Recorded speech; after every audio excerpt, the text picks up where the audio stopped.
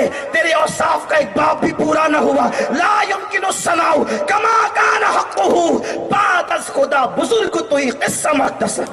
نانا ایسا تو بابا کیسا.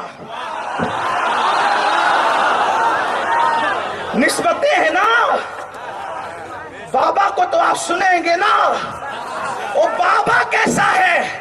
اللہ کے رسول فرماتے ہیں حدیث میں مطلع القمرین سے پڑھنے لگا ہوں, مطلع القمرین سے حدیث پڑھنے لگا ہوں. اللہ کے رسول فرماتے ہیں علی وہ ہے جو جنت و جہنم کا تقسیم کرنے والا ہے. جنت اور جہنم حسین کے بابا کے ہاتھ سے بٹے گی. لوگ یزید کو کس منہ سے جنتی کہتے ہیں؟ جنت لینے کے لیے نمازیوں کو بھی علی کے پاس جانا ہوگا. جو بے نمازی ہے وہ کیسے جا سکتا؟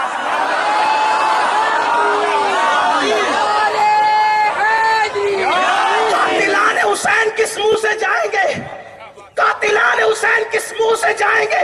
اللہ کے رسول نے فرمایا, یہ حدیث پڑھ رہا ہوں میں, مطلع القمرین کا حوالہ دیا ہے, سنیوں کی کتابوں سے پڑھ رہا ہوں نہیں بلکہ امام اہل سنت کی کتاب سے پڑھ رہا ہوں. علی جنت و جہنم کا تقسیم کرنے والا ہے. میرے کسی عزیز نے شعر پڑھا تھا, مجھے بہت اچھا لگتا ہے. اس نے کہا تھا کہ بچنا ہے تو علی سے جہنم میں جائیے, لیکن جب میں حدیث پہ پہنچتا ہوں تو میں سوچتا ہوں یا اللہ جو جہنم میں جائے گا وہ بھی علی سے بچ نہیں سکے گا, اس لیے کہ جنت لینا ہے تو علی کے پاس جانا ہوگا, لیکن جہنم بھی تو علی کے ہاتھ سے تقسیم ہوگی. اگر کوئی اتنا کٹر علی کا دشمن ہے کہ ٹھیک ہے علی سے ہی لینا ہے تو میں جنت نہیں لیتا, علی سے ہی لینا ہے تو میں جنت نہیں لیتا, جہنم میں جانا گوارا ہے لیکن علی کا چہرہ دیکھنا گوارا نہیں ہے. کوئی اتنا کٹر بھی تو دشمن ہو سکتا ہے. تو میرے نبی نے فرمایا جنت جو علی بانٹے گا جہنم بھی وہی علی بانٹے گا. پتا چلا جہنم میں جاؤ گے تب بھی علی کے بغیر نہیں جاؤ. جہنم بھی لینے کے لیے, جہنم بھی لینے کے لیے علی کے پاس آنا پڑے گا. جہنم بھی لینے کے لیے علی کے پاس, یعنی پاس تو آنا ہے, ٹھکانا کوئی چاہیے, علی کے پاس آنا.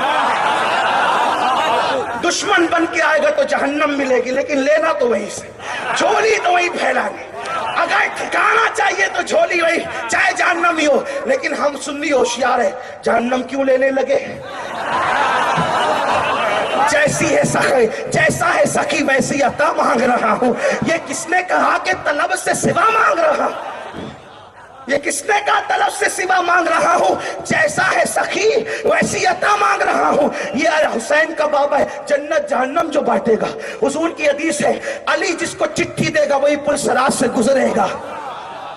جس کو علی کی چٹھی نہیں ملے گی وہ پل صراط سے نہیں گزر سکے گا. لیکن سنیوں ایک بات خیال سے سننا, آج چٹنگ بازی کا دور چل رہا ہے.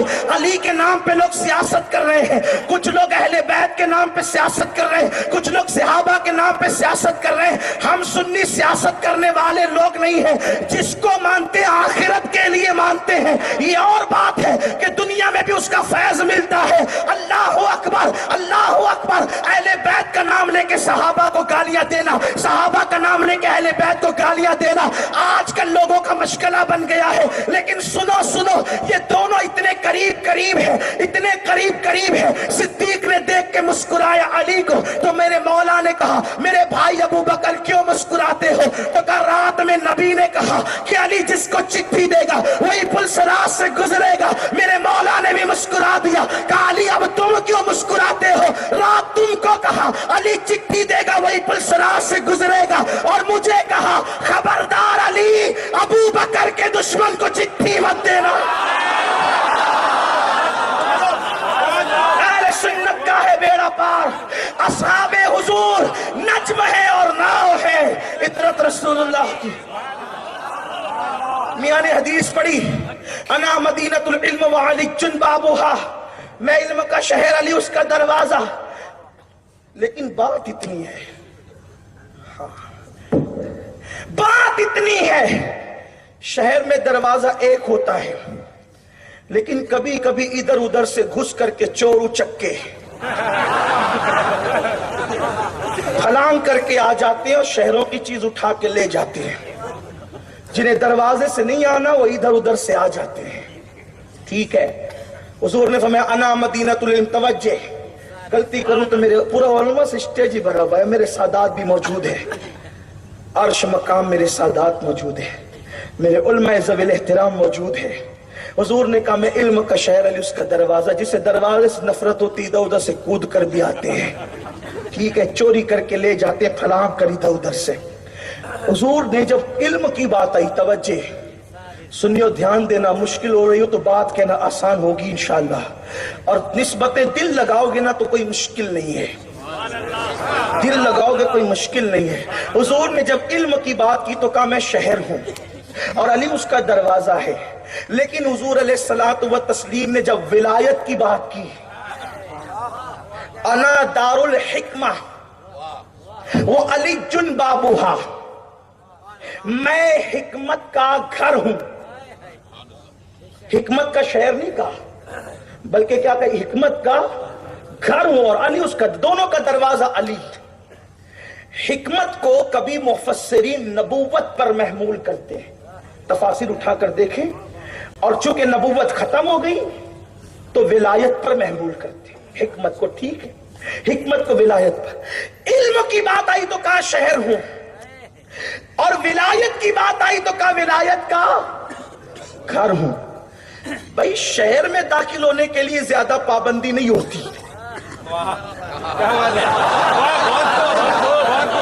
शहर में भाई अब्दुल कादिर बापू का ये शहर है, नापा, कोई आए, मुस्लिम आए, गैर मुस्लिम आए, यहूदी आए, ईसाई आए, और जो है वो अपना है बेगाना है, दरवाजा बनाया, दरवाजे से आएगा तो चेकिंग होगी, इधर उधर से घुस फान के आया तो।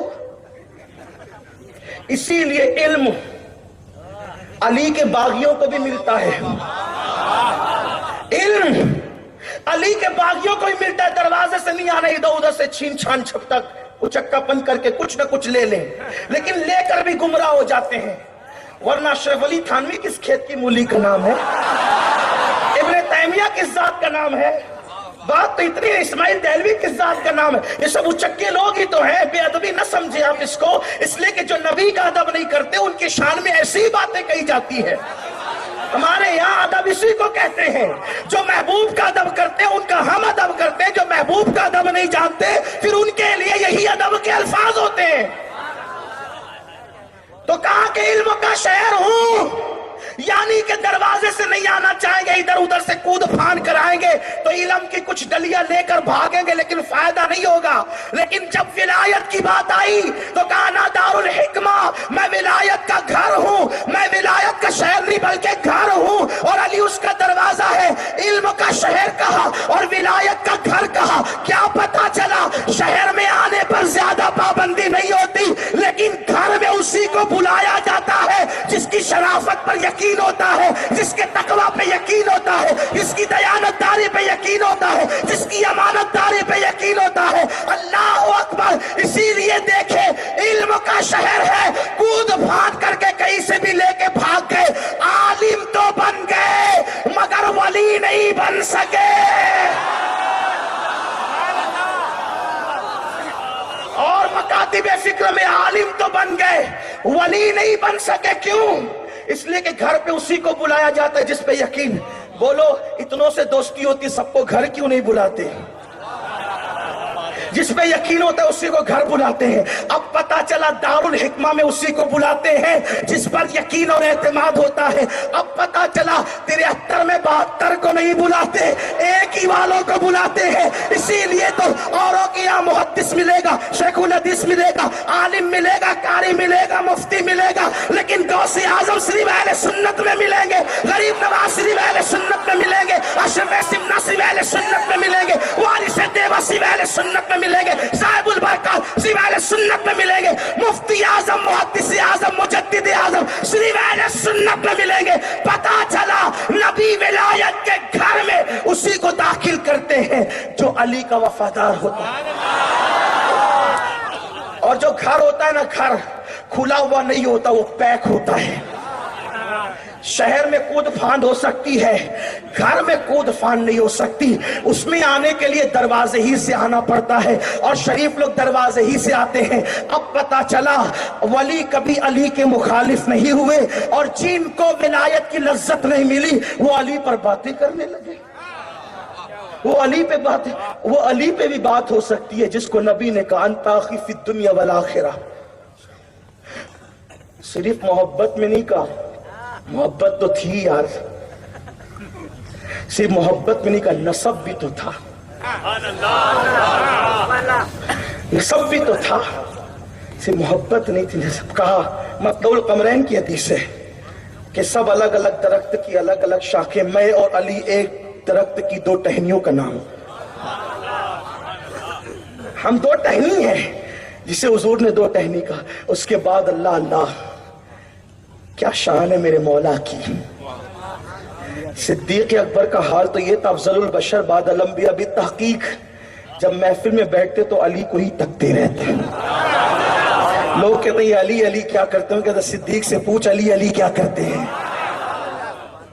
صدیق چہرہ ہی تکتے رہتے. ایک دن ان کی بیٹی نے پوچھ لیا، بیٹی کوئی معمولی نہیں، محبوبہ محبوب رب العالمین، جس کے بستر پہ قرآن نازل ہو وہ عائشہ، مفتی چار ملت وہ عائشہ، جس پہ تہمت لگے تو سورہ نور نازل ہو وہ عائشہ، وہ میری اماں جان عائشہ سلام اللہ علیہا. اچھا ابا یہ محفل میں صرف علی کو کیوں دیکھتے ہیں؟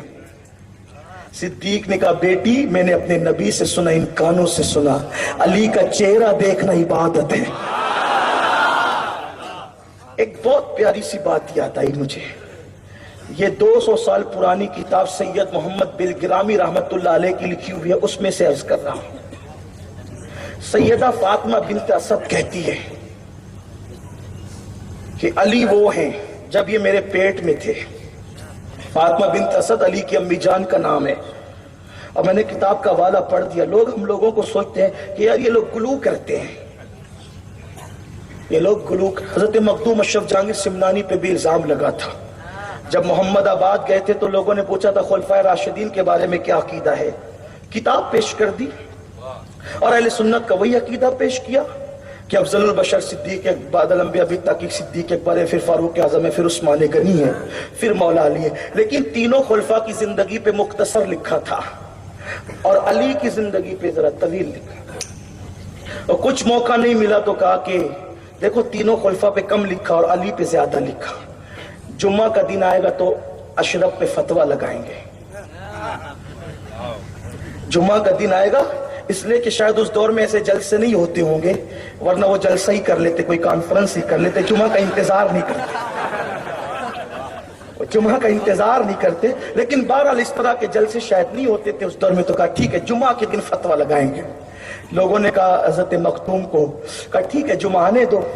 جمعرات کی رات گزری، جمعہ کی صبح طلوع ہوئی تو اتنا برسا کہ کوئی جمعہ بھی نہ پڑھ سکا، مسجد میں جا نہیں سکے، پانی بھر گیا پورا. پھر کہا چلو اس جمعہ نہیں تو آئندہ جمعہ تو لگائیں گے نا فتویٰ. اس لیے کہ کچھ لوگوں کو شوق ہوتا ہے، کچھ لوگوں کو شوق ہوتا ہے کہ جب سائیکل خریدی ہے تو پھر چلنی ہی چاہیے چاہے غلط ہی جگہ چلے. بائک خریدی ہے تو چلنی ہی چاہیے چاہے غلط جگہ چلے. لیکن بات ایسے نہیں ہے، غلط جگہ سائیکل چلاؤ گے تو اس کی جو ہے نا وارنٹی کم ہو جائے گی، اس کی صحت کم پہ اثر پڑے گا، بہت سارے معاملات ہوں گے. بہرحال میں اس طرف نہیں جاتا، بات کرنے لگا. اور آج کی بات نہیں کر رہا، آج سے 600 سال پہلے 700 سال پہلے کی بات کر رہا. تو کہا ٹھیک ہے آئندہ جمعہ کو لگائیں گے. کہا ٹھیک. پھر کہا کہ حضرت وہ تو آئندہ جمعہ کی بات کرتے. ٹھیک آئندہ جمعہ آنے دو. آئندہ جمعہ آیا، پھر اتنا برسا کہ پانی گھروں میں بھر گیا، نکل نہیں سکے. پھر تیسرا جمعہ بھی ایسا ہی ہوا. ایک ہوشیار تھا بیچارہ، اس نے کہا فتوے لگانے کا دماغ سے نکال دو ورنہ زندگی بھر جمعہ ہی نہ پڑھ سکو گے، اس لیے دماغ سے نکال دو. اور اس سے پوچھو اشرف سے کہ اس نے ایسا کیا کیوں ہے. اس لیے کہ قلم چلانے سے پہلے صاحب معاملہ سے پوچھنا چاہیے کہ اس نے ایسا کیا کیوں ہے. جا کر کے پوچھو کہ ایسا کیوں کیا ہے کہ تینوں خلفاء کی خلافت کو الگ ترتیب لکھا ہے، علی کو چوتھے نمبر پہ لکھا، لیکن صفات زیادہ کیوں ہے. لوگ کہتے ہیں علی کی فضیلت زیادہ کیوں بیان کرتے ہو. ہم کہتے ہیں اعتقاد الاحباب میں اعلیٰ حضرت نے لکھا کہ جتنی فضیلتیں نبی نے علی کے لیے حدیث میں بیان فرمائی اتنی حدیثیں کسی کے لیے بیان نہیں فرمائی. تو جب نبی نے زیادہ بیان کی ہے تو ہم بھی زیادہ بیان کریں گے، زیادہ لکھیں گے. لیکن اشرف سمنا عجیب عظیم شان کے مالک تھے. کہا کہ آپ نے علی کی فضیلت میں اتنے زیادہ اوراق کیوں لکھے؟ تو فرمایا جب تو تیرے باپ کی تعریف کھل کے کرتا ہے تو میں سید ہوں, مجھے اتنی